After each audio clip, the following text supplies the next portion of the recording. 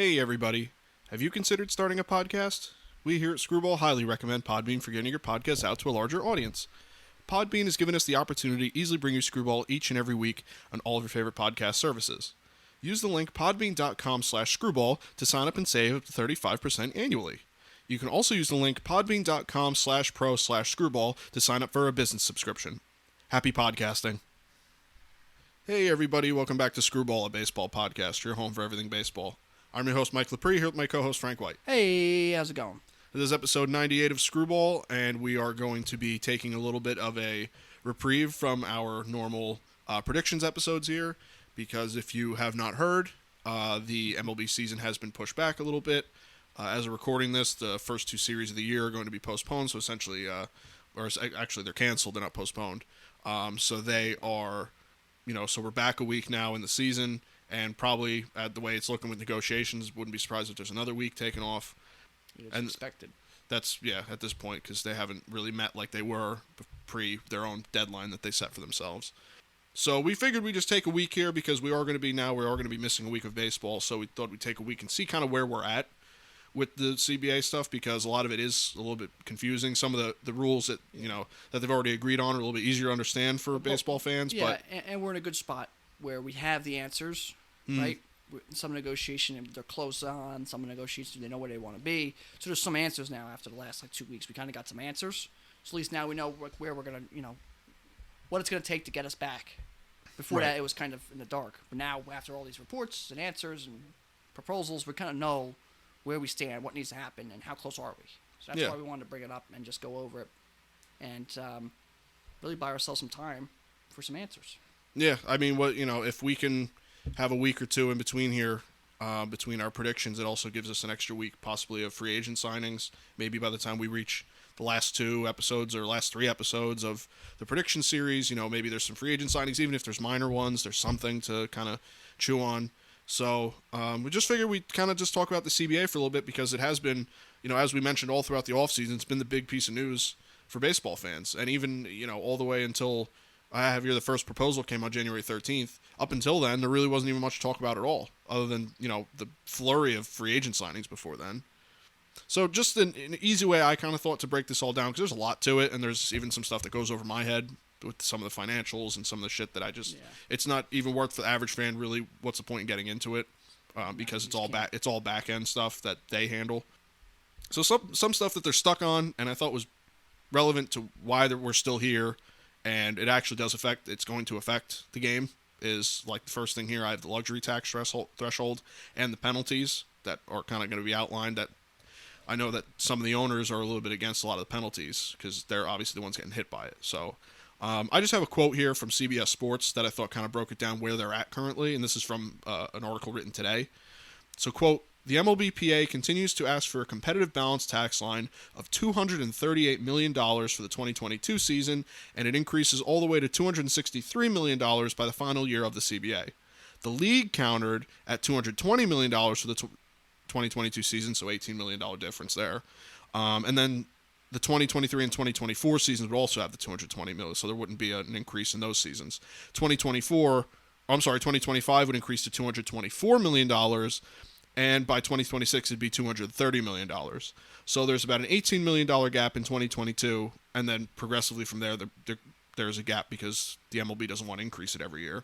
And then by the end of it, at 2026, there looks like there's going to be a $33 million difference. So they have to come together on that. The luxury tax threshold was set at $210 million in 2021 per CBS Sports. So they both agree that there needs to be some increase. The owners tend to believe that there doesn't need to be much of an increase. Yeah. The Players Association believes there should be more of an increase. It gets their star players paid more. It keeps the teams competitive. Yeah. With the inflation of salaries, it makes sense. So players, I know they want to start at $230. Yeah. They want to start at $230, end at $263, I believe, right? Mm-hmm. And the owners only want to go up to $236. Right. Or $234, whatever it is. So that's really our biggest point that's holding up. That's pretty much our biggest holdup at this point. Mm-hmm. And both sides really are not giving in too much to that. But that's pretty much our biggest, it's the competitive balance and the tanking and stuff like that. That's where they're working on trying to fix what's going on. And we'll see. That's one of the biggest points of why this CBA or the lockout has occurred. Right. Yeah. I mean, the luxury tax threshold has kind of been a big point of contention for some of the owners. The players obviously don't want, teams running roughshod. They want to keep teams like the Dodgers, Yankees, Red Sox, teams like that in check.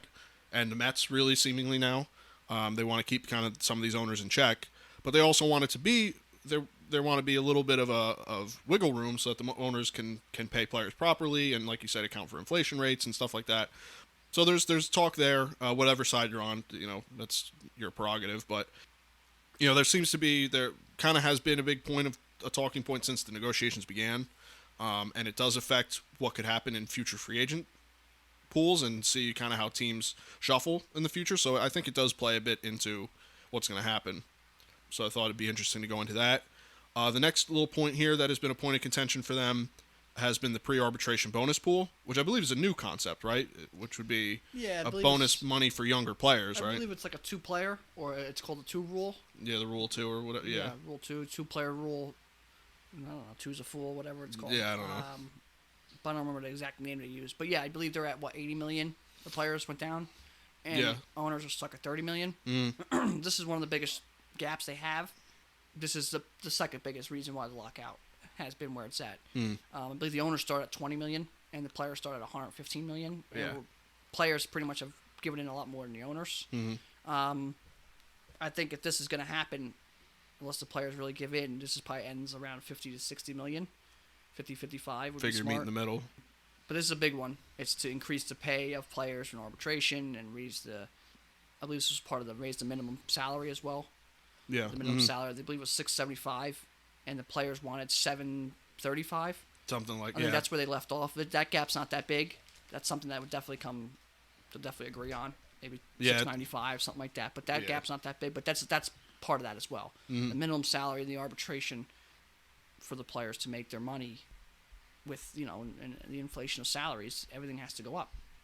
Right. It has to, that's just the way it goes. So those are your two biggest, sticks in the mud holding the CBA up. Right. Yeah, the pre-arbitration bonus pool and just the pay for younger, could be potentially young star players. They want there to be, the ability for someone like a Juan Soto who's newer to the league, say a few years back, that he could win more. There's more in there in arbitration for him to get, so he could be, accurately paid for batting .320 or whatever. So that's kind of the players' belief behind it, and that's, like you said, kind of where the biggest gap. That was where I saw the biggest gap in, repeatedly, was 115 and 20 million was, they seemed worlds apart. Like, it was like, well, how are they going to come to anything here?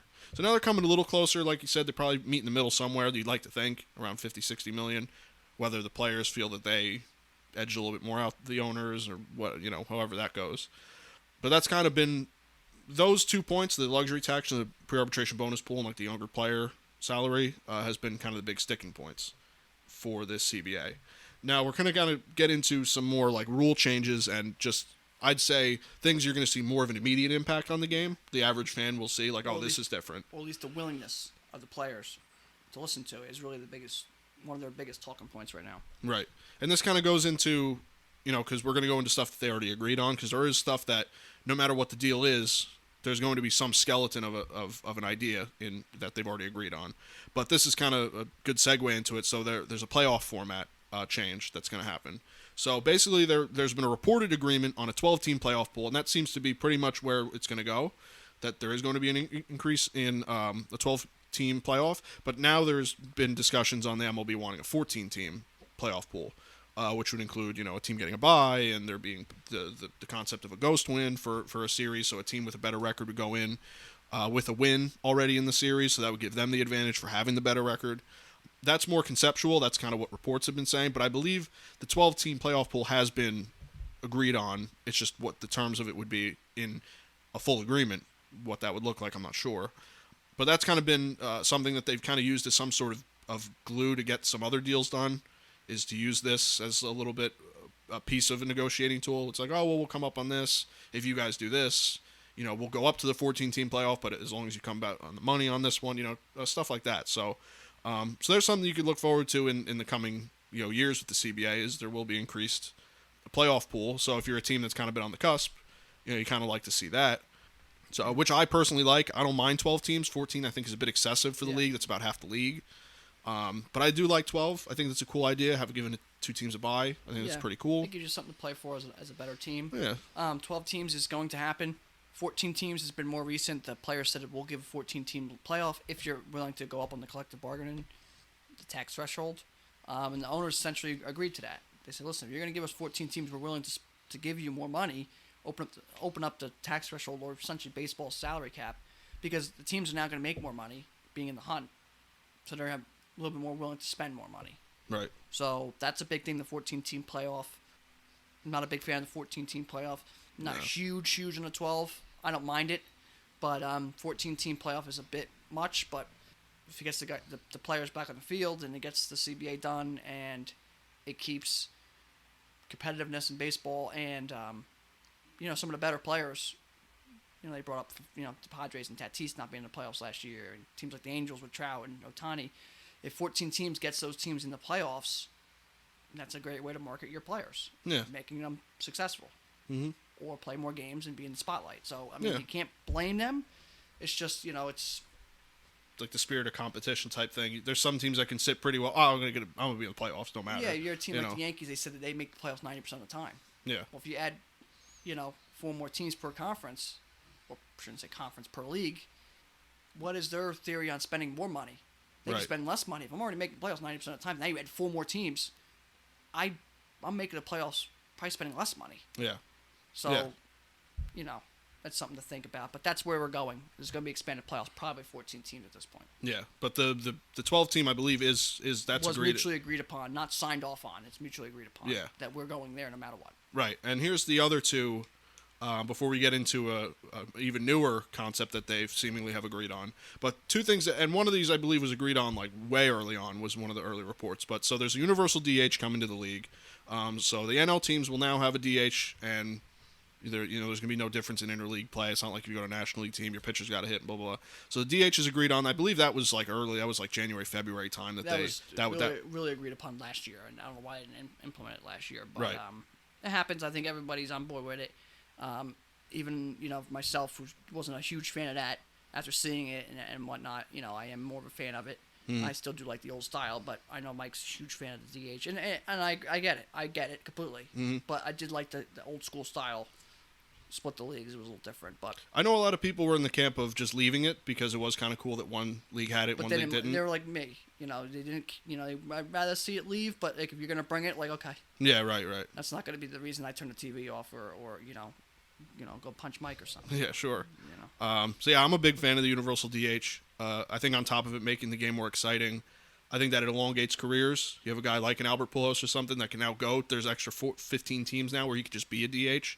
I think that it helps guys like that are, they're in their late 30s, 40s. They're more of a hitter now. They can't be out there every day. I think it helps elongates careers. So I do like the DH in that regard. I just think it makes the game more exciting. And it limits, obviously, there's been problems in the past with pitchers hitting and potential injuries if they have to run the bases. It doesn't happen often, but there are some concerns there.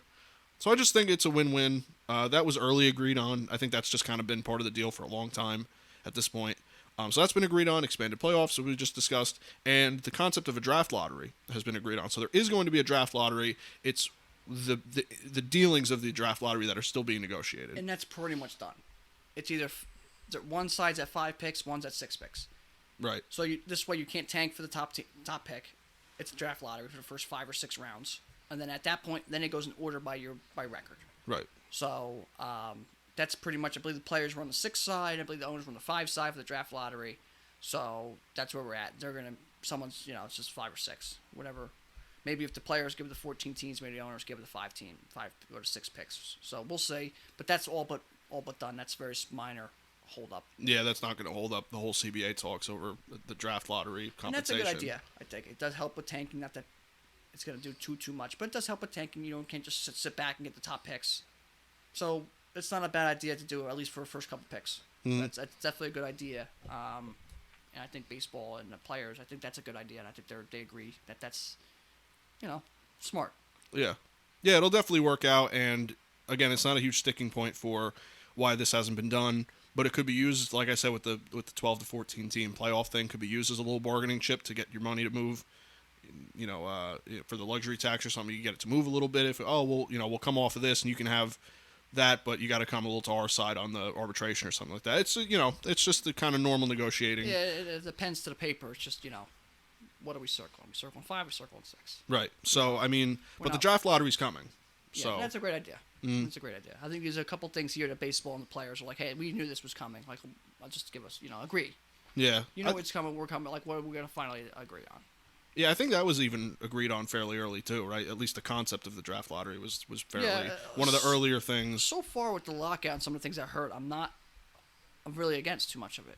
A couple of things we're going to come to I'm not a big fan of, but for the most part, I'm like, yeah, that's just how it goes. That Right. betters the game or gives us a better shot to see if it betters the game. Right.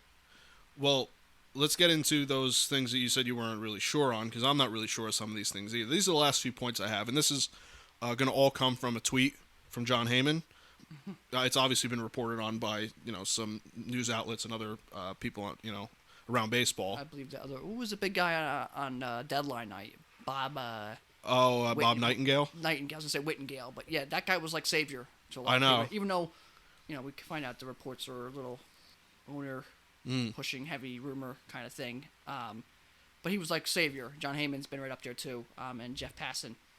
So I'll give credit to those guys. But yeah, getting info from John Heyman, Bob Nightingale, and Jeff Passan, even Buster Olney. Yeah. I'm surprised Tim Kirchin hasn't jumped in a little bit. I think he's more of a stat guy. But Yeah. getting info from those guys, by the way, very important and noteworthy because that's most of the information is pretty correct. Yeah. Start getting other where even if they have the blue check mark, it's okay to get your information there. Just note that these guys are like the head honchos, the Adam Schefters, however you want to kind of call them in your sport. Yeah, exactly. You kind of see, breaking news, this is happening from them. It's pretty much that's how it's going to be, or at least that's what they're hearing. So, I mean, you can trust their source. Obviously, things have been agreed upon and then backed off, so things happen. But if you see John Heyman or Bob Nightingale or Ken Rosenthal tweeting these things, it's a pretty trustworthy source. Whether you like their opinion or not on things is a different story, but their reporting is their reporting. So this coming from John Heyman, I believe this is just a few days ago, or even it might have been last night or 2 days ago, I forget at this point. But so quote from him: Players Union agreed to allow MLB to ban shifts, implement a pitch clock, and make bases larger in 2023. This is subject to those agreements fitting into a total deal. The wording of those things are important. Union also rejected robo-umps for 22 and 23. The MLB goal is to be able to streamline the process and add excitement to the game, end quote.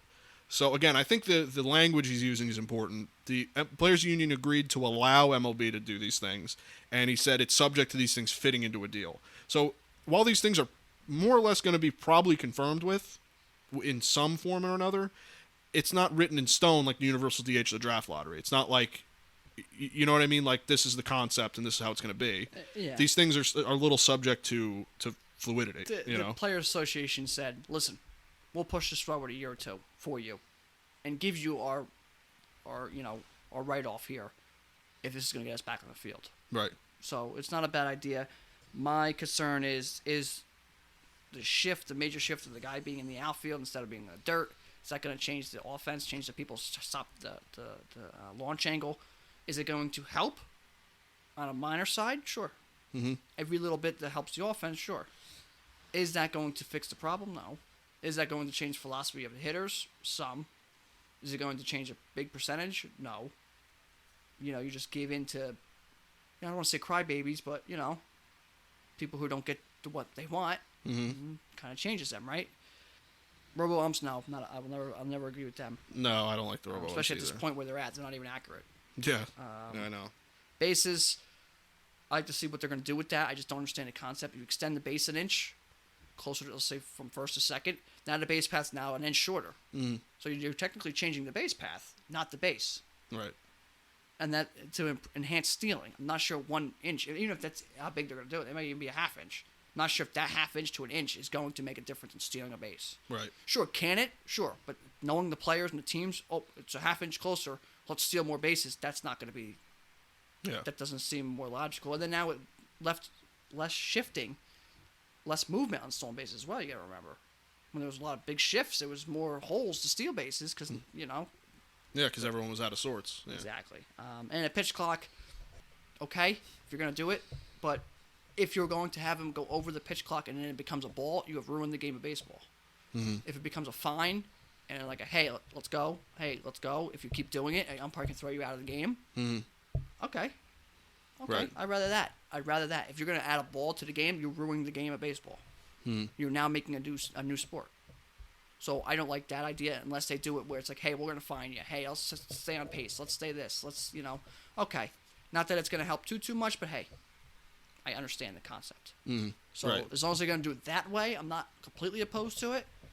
But if they're going to add a ball to the game, yeah, or give them a base like a balk, I really think that you're just ruining the game. Yeah. And the players must know something with that.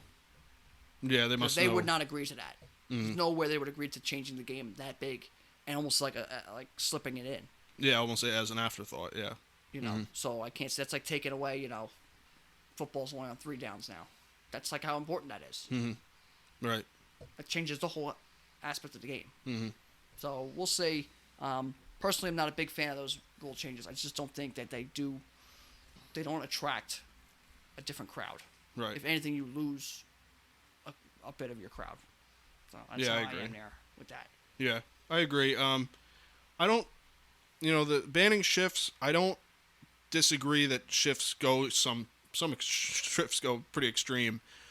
Is it the MLB's job to say you can't put your second baseman, on the grass? I don't know. Then it should be the hitter's job to go the other way, kind of thing. That's kind of like adjust.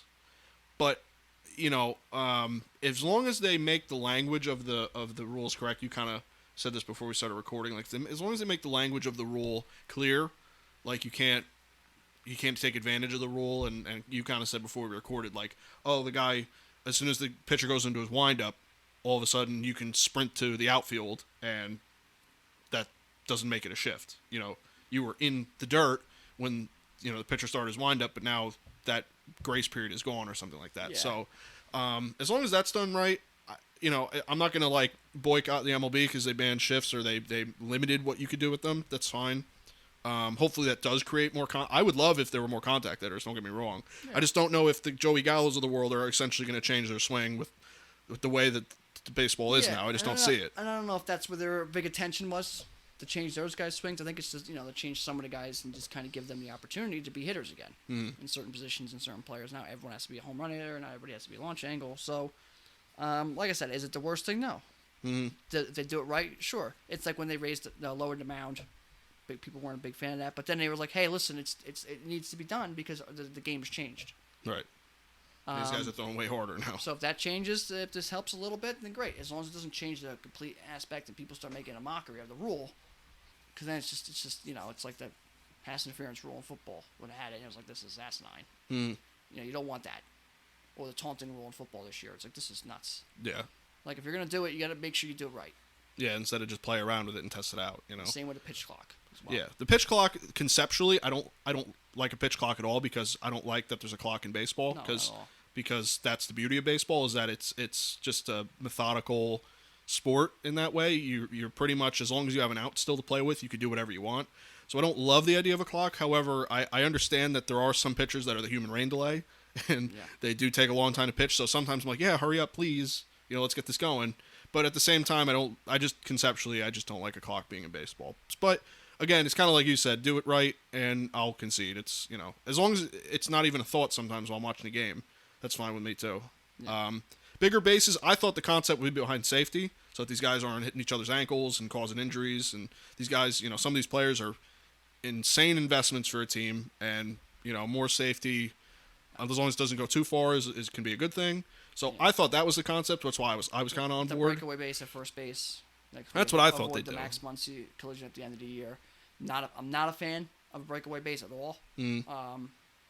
You're a professional athlete. Stay on the inside part of the base. He's a professional athlete. He gets a run to the base. Mm-hmm. Not sure when baseball became a less no contact sport. As a ball comes in and could possibly hit you, it's a pretty contact sport. Right. I don't know why that's become such an issue. Like they can't get hit. Like the slide at second and I home don't plate. understand. And, We're investments. Everybody's an investment to everything. yeah. For football, you just take away tackling completely. It's just be the Pro Bowl all the time. Oh I my don't God. understand that. Mm. Let them, be their own keepers. Mm. So the breakaway base, I've been saying that for quite some time that was coming, and the home run trot was going to leave. You want to save time? Take 30 seconds out. Why the hell's the guy going to jog around the bases? Have him go down, touch first base, go back to the dugout. That saves 30 seconds. 3 home runs a game. That's a minute and a half. Mm. I mean, I don't know how much easier you can take away. Yeah. Yeah, really. Yeah, I don't, I don't mind it. I just don't like the idea, like you said, of, let's make the bases larger to increase the idea of stolen bases. I don't know if that's really going to, it's like the shifts. I don't know if that's changing too many people's minds. No. If that's your concept behind it, then I don't really like that. I don't mind the idea of trying to add a little safety. You but can't change the way someone thinks about the game or goes about how they're going to strategize about the game by making small adjustments like that. Someone's going to think about the game the same way. Yeah. They're not going to steal bases. They're not going to steal bases. You're not going to make guys steal bases, right? Unless it's like, you steal second, you automatically get third. Like you can't do that. Yeah, right. So I just don't understand. The game goes through its ups and downs and its flows.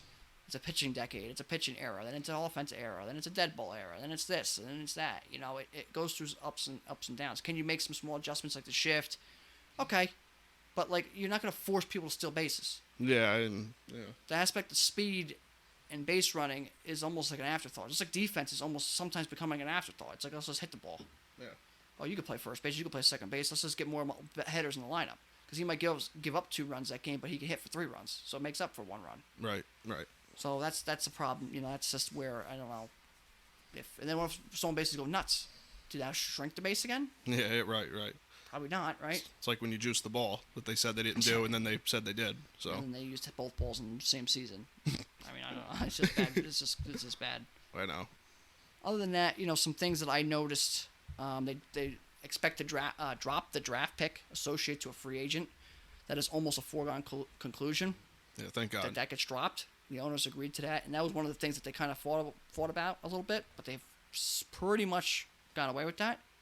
One that we haven't really seen much, I believe the Players Association offered the owners the rights to a sponsor on the front of a jersey, the patch that you've seen, I think, in the NBA, on the front of an MLB jersey. Right. Or it's kind of like a bigger concept of the Nike logo being the sponsor of all the MLB uniforms. Yeah. Now it's just... Yeah, another way of money and sponsorship. So that's another way of hey, raise the CBT, the tax threshold, because you're going to make so-called millions of dollars on this sponsor. Mm-hmm. So they did offer that.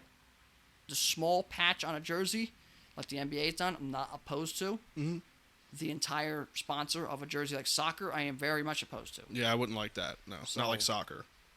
And where we're at right now, I think the owners, some of them, love of the game of baseball is quite in question.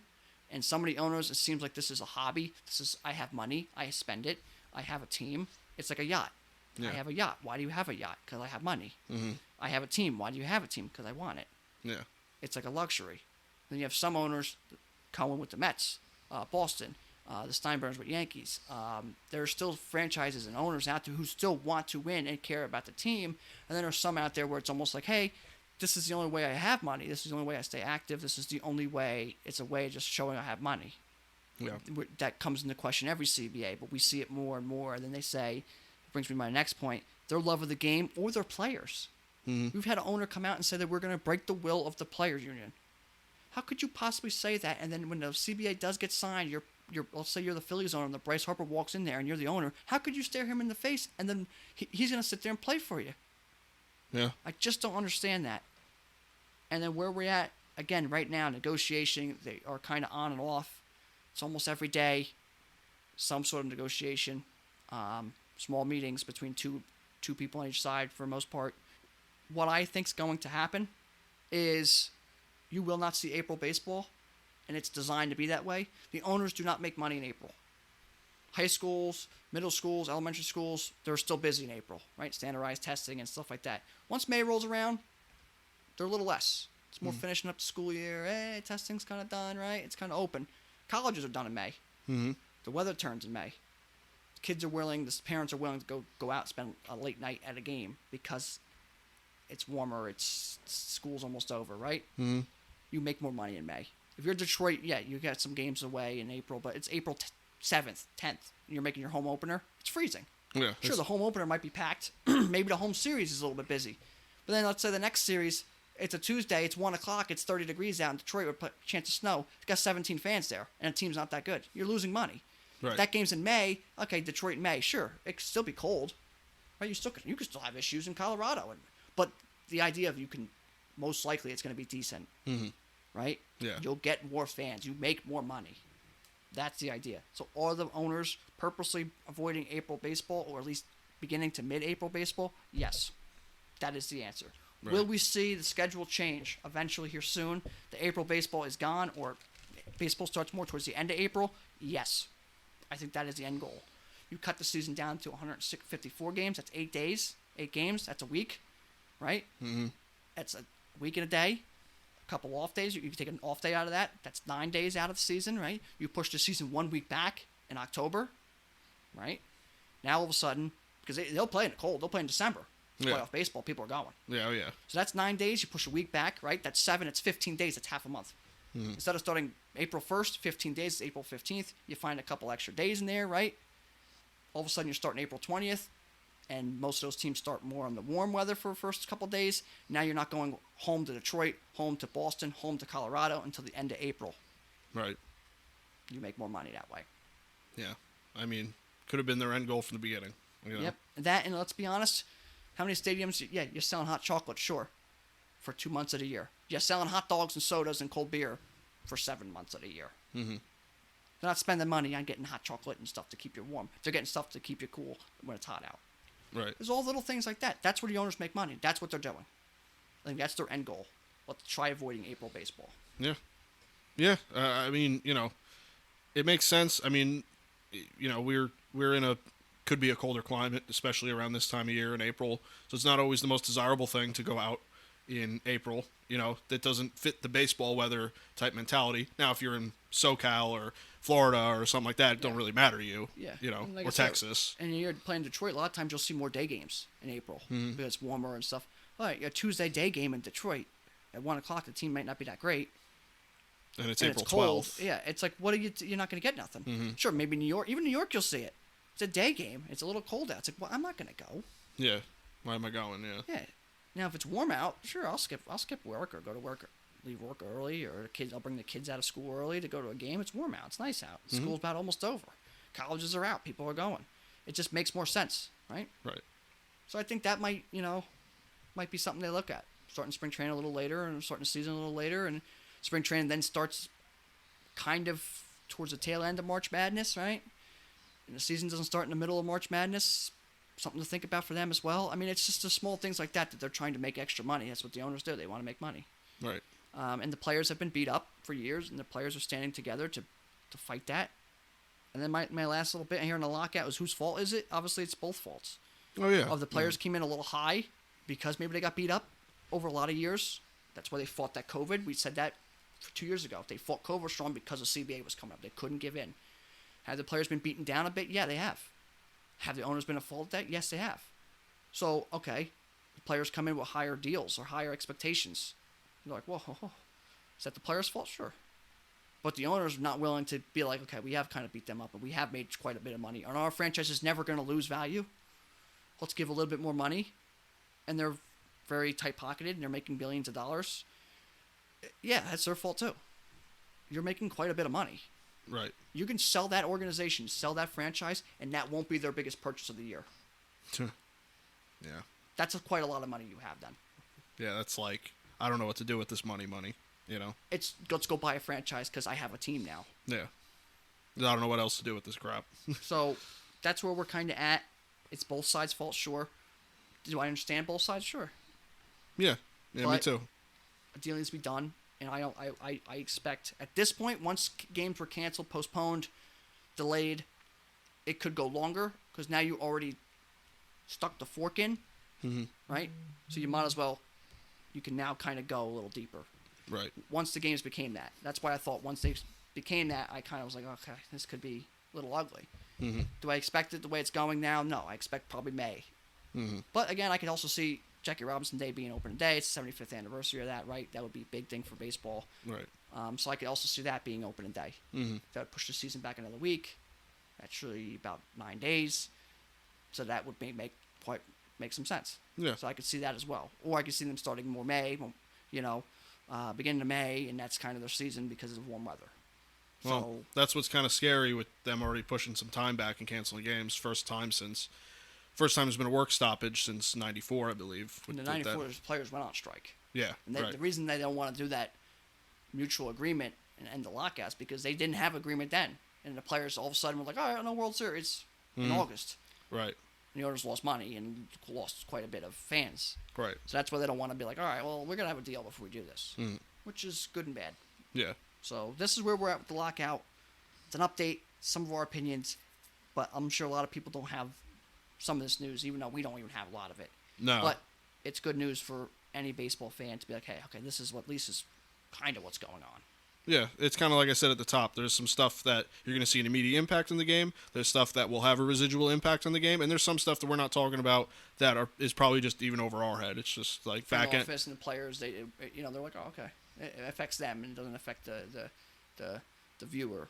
you Right. know. Yeah, we would never see the effects of that, or it would be so small that it would be it would be It doesn't inconsequential. affect our day to day or watching of the game. Yeah, so we'll see. We'll see what happens with the coming days because it's starting to every day feels like it feels tougher and tougher on the fan. So hopefully they kind of do like they did with the deadline they set for themselves, and they just sit themselves in a room and try to figure it out because that did the most good for them was to really they were getting close to a deal. Some people thought that a deal was going to get done. There was optimism. So if they can get back to that and getting in a room and almost like all the players flying in and saying, hey, we're getting this done, then good stuff will come out of it. But until then, we're always just left wondering because, they'll figure it out at some point. Sure. So, other than that, our last thing is our trivia question. It's hard to really do a trivia question with a lockout. Other than like, when was the last time we locked out? Yeah, it's easy. So, I wanted to go with something with these rule changes, and some of the old ones are nuts. But like someone reading some old baseball and some things like that, it's nuts. But I wanted to go with when was the last time the bases excluding home plate were either changed as their dimensions, their material, or they were made uniform. That this is the standard base. Long time ago, So just as a heads up. the answer is in the National League, which was obviously Major League Baseball. That was the Major League Baseball. It was Professional Baseball League. Was called the National League.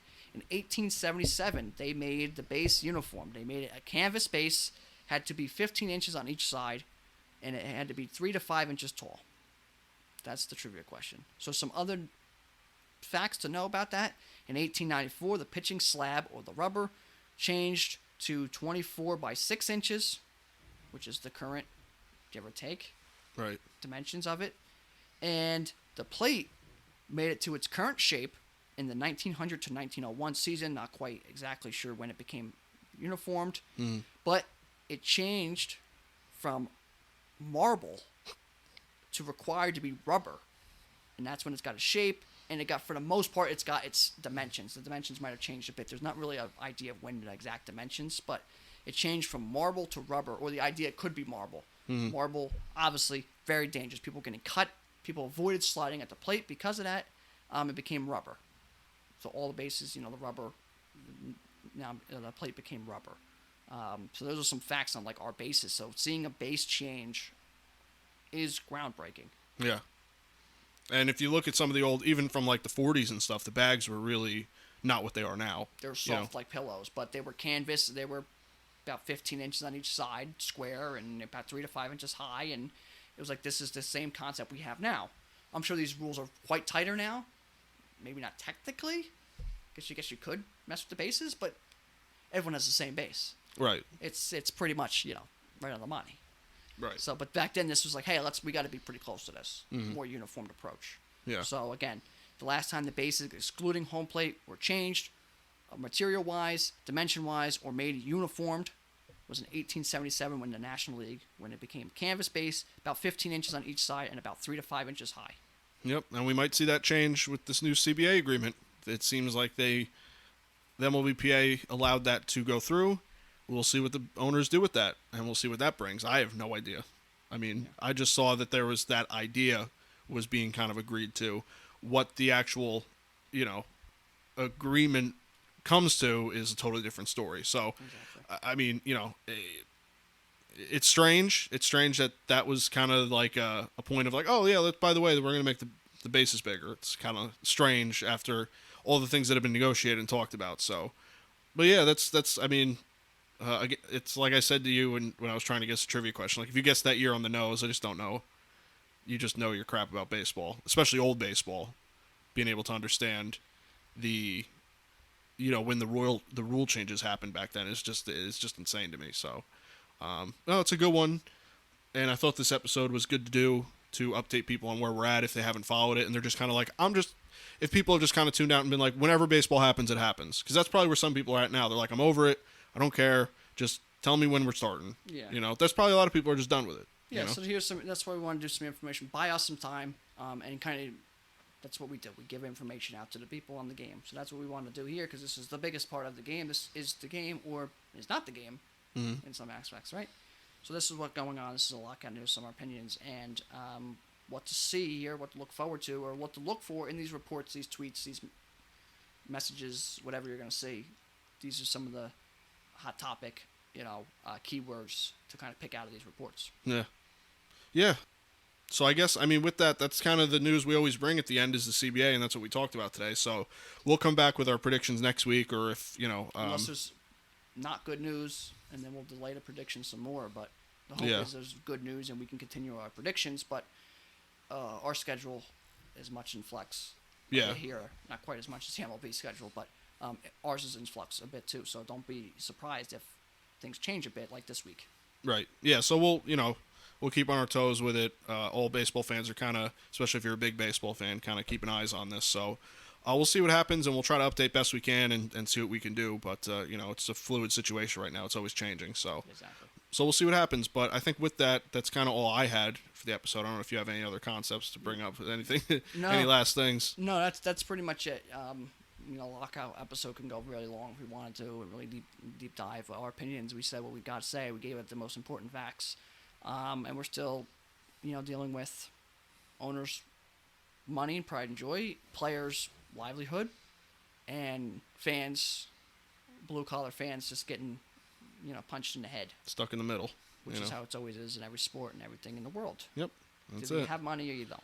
Yeah, and, the ones that don't have a seat at the table, so, you know what I mean? We're just kind of left, not at the negotiating table, we're left just watching. Yeah, and one thing real quick I'd like to say, it was Jeff Passan brought it up.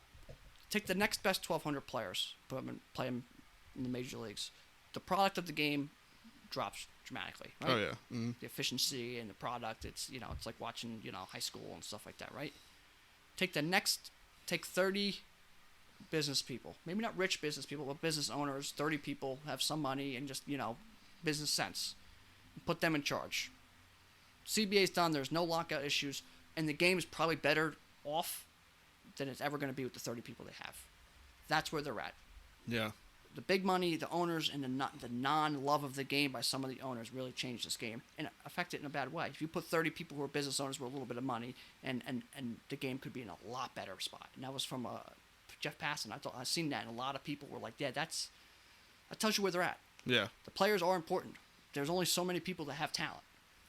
But people can negotiate and have money and know the game and know what they want to do and just be like, hey, let's just not mess up what's been going on for 200 years. Yeah. Or I'm just worried about my bottom line. Let's whatever makes me more money. I don't care about this. This is just like, it's like, what is your, oh, they have a nice car. This is their rich people's nice car. Oh, I have a team. Yeah, yeah. Oh. Yeah. I've got a baseball club. Yeah. Yeah. Ooh, I have a soccer club. Ooh. Mine's worth $1 billion. Yeah. That's what this is to some people. But then you have Cohen and Steinbrenner, so this means something. Yeah. Oh yeah, there are plenty of owners that do care about the game and their product that they put on the field. But it only takes 8 of them not. Yeah. Yeah. That's where you're at. Yep. So That's the last bit on the lockout. So it's frustrating, and then to see people say, "Oh, the game's dying." It's not. It's not dying. Yeah. There's actually been growth in the game. It is growing. Yeah. Has it been a very visual growth to the average person? No, it hasn't. Mm-hmm. But if you actually look at the numbers, it's growing, and it's growing very well. Yeah. It's just these things need to not happen. Yeah. To grow the game. I know. Yeah. Exponentially. Yep. So that's how it goes. How it is. Yeah, that's what they do anymore. The MLB. That's just how they go. Mr. Manfred. Oh my God. Yeah, coming on almost smiling with announcing the cancellation of games. It's just embarrassing. Don't worry, his opening quote when he became commissioner is, "One thing I'm good at is avoiding lockouts." Yeah. That was his quote. So everyone go look that up. Yeah, the one thing thing he can hang his hat on, and he blew he's that done up. it essentially twice with a COVID lockout and this lockout. So Yep. Way to go, Mr. Manfred. Yeah, I think on that note, I think that's a good way to end. Sure, because that's kind of where we're at. Most of our episodes with something about Mr. Manfred. Yeah. So with that, I think it's time to wrap up. We'll come next week with whatever happens. Hopefully predictions. Yeah, So. hopefully, yeah. All right. Well, thank you guys for listening. You can catch this podcast on Apple Podcasts as well as Google Podcasts and Spotify. You can listen on our regularly updated YouTube channel as well as our website, screwball.podbean.com. You can follow me on Twitter at RealMikeLepre. You can follow me on Instagram at Mike Lepre. And you can follow me on Instagram and Twitter at FDubs10. You can follow our official Screwball Twitter at ScrewballPod. You can follow our official Screwball Facebook at ScrewballPod. No E in Screw. And that's it from us, guys. We'll see you next week. Yep, take care.